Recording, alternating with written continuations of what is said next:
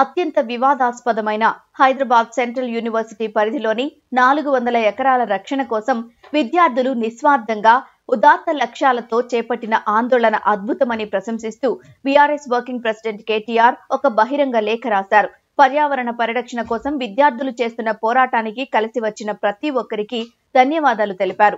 University భూముల రక్షణ కోసం విద్యార్థులకు తమ పార్టీ అండగా ఉంటుందని ఆ లేఖలో చెప్పారు.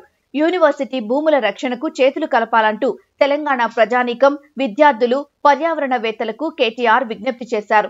భూముల విషయంలో రేవంత్ రెడ్డి సర్కార్ అన్యాయంగా వ్యవహరిస్తున్న తీరుని, వైఖరిని కేటీఆర్ తన లేఖలో ఎండగట్టారు. 400 ఎకరాల భవిష్యత్తు ప్రమాదంలో పడిందని, ఈ 400 ఎకరాల్లో 734 జాతుల మొక్కలు, 220 రకాల పక్షులు, 15 సరీసృపాలు, 10 క్షీరదాల ఆవాసం నాశనం కాకుండా కాపాడుకోవాల్సిన బాధ్యత అందరిపైన ఉందని చెప్పారు. అలానే పర్యావరణ పరిరక్షణ తెలంగాణ ప్రజలందరి బాధ్యత అని గుర్తు చేశారు. కంచె గచ్చిబౌలిలోని 400 ఎకరాల అడవిని శాశ్వతంగా కాపాడుకునేందుకు హెచ్సియు విద్యార్థులు చేస్తున్న అపూర్వ పోరాటంపై ప్రభుత్వం అపవాదులు వేస్తూ బెదిరింపులకు దిగుతోందని, దీనిపై మేము, మా పార్టీ విద్యార్థులకు అండగా ఉంటుందని కేటీఆర్ హామీ ఇచ్చారు. ప్రభుత్వం రియల్ ఎస్టేట్ దళారీల ఆర్థిక ప్రయోజనాల కోసం ఆలోచించకుండా భవిష్యత్తు కోసం కంచె గచ్చిబౌలి స్థలం వేలాన్ని విరమించుకోవాలని ఆయన డిమాండ్ చేశారు. ప్రభుత్వం ప్రజల దృష్టి మరల్చేందుకు ఎకో పార్క్ ఏర్పాటు, యూనివర్సిటీ తరలింపు వంటి ప్రతిపాదనల్ని ముందుకు తీసుకొస్తోందని ఆరోపించారు.